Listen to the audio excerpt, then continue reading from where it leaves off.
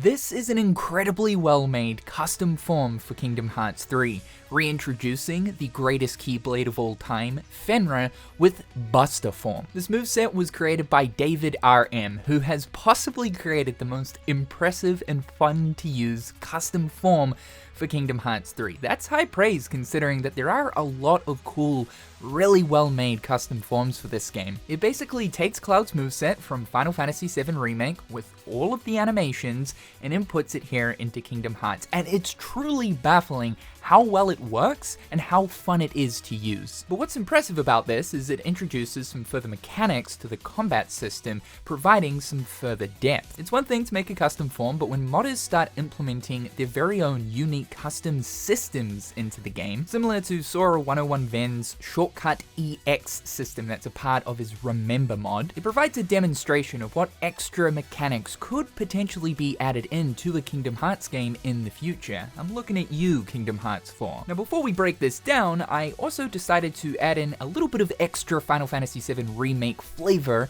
downloading the FF7 HUD mod. This is created by Blaster Grimm and basically takes the FF7 Remake HUD and puts it into Kingdom Hearts 3. This is quite useful as it gives us the exact number of how much HP and MP we currently have. The ground and aerial combos are Cloud's combos from Final Fantasy VII Remake, like quite literally down to the bone. Everything is here, even the hit stop has been implemented, which is an effect that Square Enix used in FF7R to further enhance the feeling of impact. Now Cloud's quite slow at attacking and it's really no different here. Again, it's really impressive just how close it feels to the actual thing. So this form attacks quite slowly in comparison to the attack speed we're used to with Sora, but it hits decently hard. At any stage during a combo, you can hold down the attack button to instantly perform the combo's finisher. Doing this though doesn't actually cancel your position in the combo string, so if you were to continue attacking after performing a manual finisher, you'll pick up from where you left off in the combo. At any point while you're in the air, you can press down R3 to perform Flash Land, sending Sora instantly down to the ground, or you can press R3 to perform a down slash. For dodging, we've got Cloud's classic dodge roll. It's slower than Sora's, but it does cover slightly more distance. However, if you're locked onto an enemy, you can perform parry dodge. This is quite a bit faster, and if you dodge into an enemy, it will actually provide damage, and it's quite useful for field enemies as it can keep them combo locked. Deadly dodge is also part of this system too. Holding down the square button will make Sora perform Cloud's ranged base blade strike attack. This is great for keeping enemies juggled from a distance, and what's more is you can even use this in mid-air after performing what is now known as a flash dodge, the new version of air slide. Guard works quite a bit differently here too. This is Cloud's classic block, and we can actually hold this down so long as we're holding the square button indefinitely, remaining in a guarded state. Now, because of this, it means that there are no reprisals here with Buster Form, as that would be a little bit broken considering you can just stay in a guarded state. But the useful thing about this is guarding partway through a combo will remember your current position in the combo string. However, one reprisal that we do have is Aerial Payback. It's now been switched to Payback Wind Strike. For sliding dash, to help close the distance between you and enemies, we have Cloud's classic Homin attack. Cloud's aerial version is also here too. Now we know that all of this is only about half of Cloud's basic moveset. What about Punisher mode? Well yeah, Punisher mode has been implemented here too. At any point while you're standing on the ground, you can press L3 to activate Punisher mode. This is Cloud's slower but harder hitting combo string, and it works a treat here in KH3. Again, very similar to Final Fantasy VII Remake. And just like in FF7R, you're sacrificing all mobility. In this mode, you can only walk. So if you were to push the analog stick all the way forward and make Sora run in Punisher mode, you're going to revert back to Operator mode. Unlike Operator mode, Punisher does have a reprisal if you successfully pull off a guard. And yes, even the berserk function of holding down the attack button is here as well. It's insane how much thought is being put into this entire moveset. Upon activating Berserk, you'll end up sacrificing 30 HP,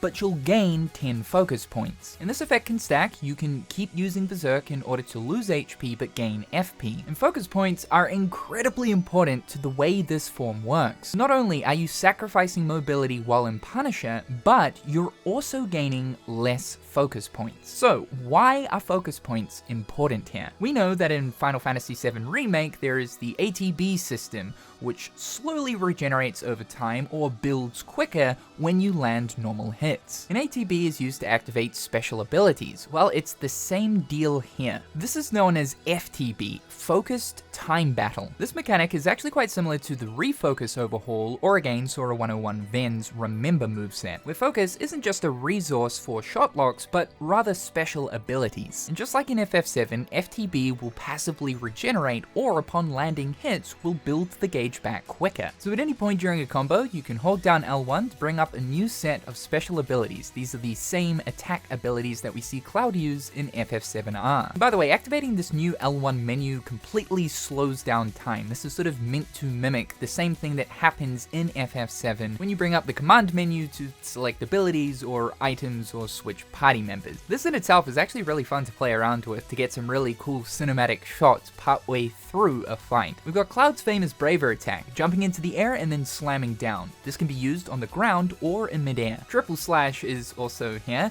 delivering 3 strikes to an enemy, with each consecutive strike increasing in damage. Now typically in FF7R, Triple Slash attacks 3 individual enemies so long as you're surrounded by multiple, though here in Kingdom Hearts it will only attack the enemy you're locked onto. Focus Thrust is here, Cloud's stagger breaking ability. I did notice that using this against enemies with armor is incredibly effective. The incredibly flashy Blade Burst, slashing the ground to create 3 elemental energy waves. This is great for groups of enemies, and we know Kingdom Hearts 3 has quite a few of these. And towards the end of a ground combo, you can activate Infinity's End, one of Cloud's strongest moves, and it works the exact same way here in Kingdom Hearts 3. It is incredibly powerful. Now we also have Disorder, one hard-hitting strike attack that will switch you into Punisher mode if used while in Operator mode, and vice versa for if you activate this during Punisher mode. Punisher mode can use all of the same abilities, but it also gets the additional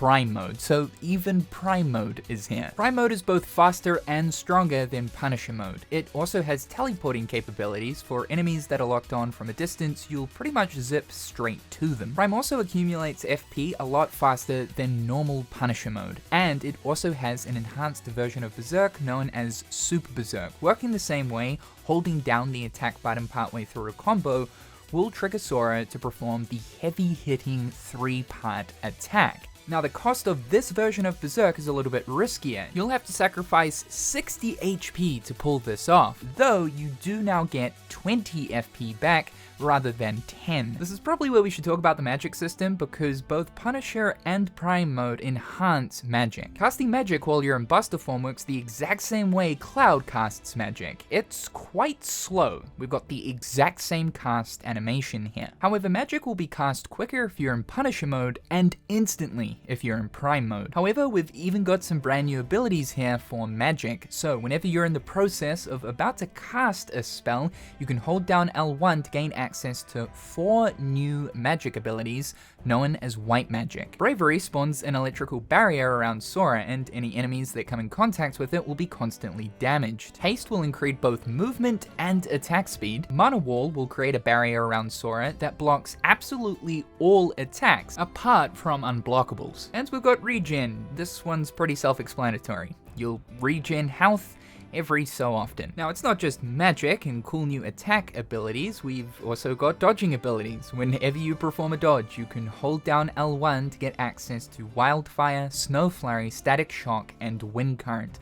We know from Final Fantasy VII these are less strong versions of elemental magic, basically the same here, and these cost no MP, though do require FP. Wildfire is a very basic fire attack, like less than what regular fire is. Snow Flurry is quite useful. It can instantly activate Frozen status effect on enemies, great for groups. Static Shock will instantly apply the static status effect, and Wind Current is pretty much the force. You can use this to push enemies back. Wait a minute though, I'm forgetting 3 other abilities that we haven't talked about. Oh, that's right, when you guard, you can also hold down L1 to get access to 3 other abilities. The first one is Counter Stance, my favorite ability across both Rebirth and Remake. Working the exact same way. Gear up to be attacked, and if an enemy attacks you while in counter stance, you'll automatically perform a strong counter attack that sends down a lightning strike. Chakra is even here, allowing us to self-heal at the cost of FP. And we even have the Final Fantasy classic, the Steal ability, which allows you to steal items from enemies, and I mean literally any enemy in the game.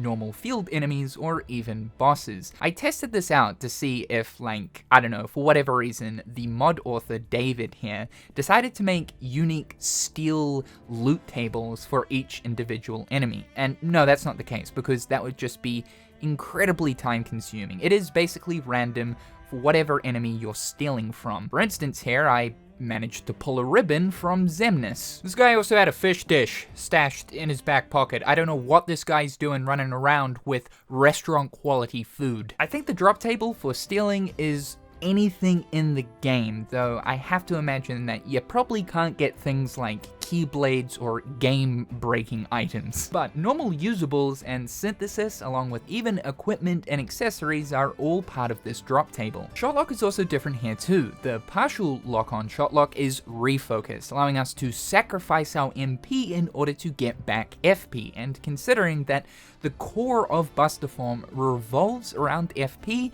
this is incredibly useful. And you can probably guess what the max shotlock is. It is none other than Omnislash. Now this works completely differently to any other shotlock that we're used to. You have complete control over Sora while you're dishing this out. You can also press R2 and L2 to move up and down. Alright, you'd probably think that's about it, because we are drowning in systems, attacks, abilities, mechanics, but we're yet to talk about the strongest moves here. So whereabouts are Cloud's limit attacks? Aside from Omnislash, which is now a shotlock, what about the other ones? Well, as we know, because this form is based around second form, which has 3 form finishes, the 3 limit attacks that Cloud can perform in Final Fantasy VII Remake act as this form's 3 final attacks. And again, they work the exact same way. It's simply insane just how well they work, and seeing like all of the cinematic camera angles. One other final cool touch that I noticed is after completing a combat encounter and defeating all enemies, and if you're still in Buster form, Sora will literally perform the victory fanfare, even with the sounds and all.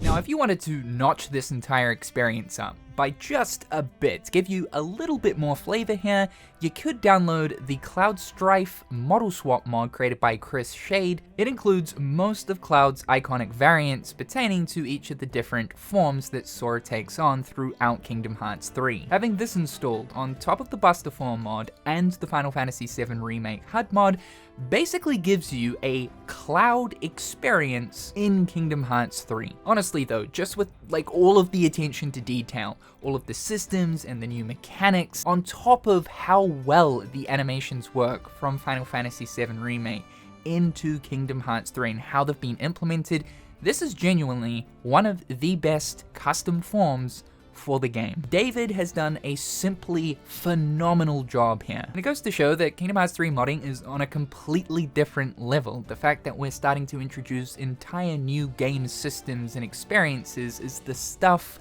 of dreams. As always, all of the mod links are in the description down below if you want to install these for yourself. Thank you guys so much for tuning into today's video. Be sure to slap that like button, it helps me out more than you know. Subscribe to the channel to keep up with everything going on here. A big thank you to my wonderful patrons for keeping the channel alive. I hope you're all having a fantastic day, and we'll talk again real soon.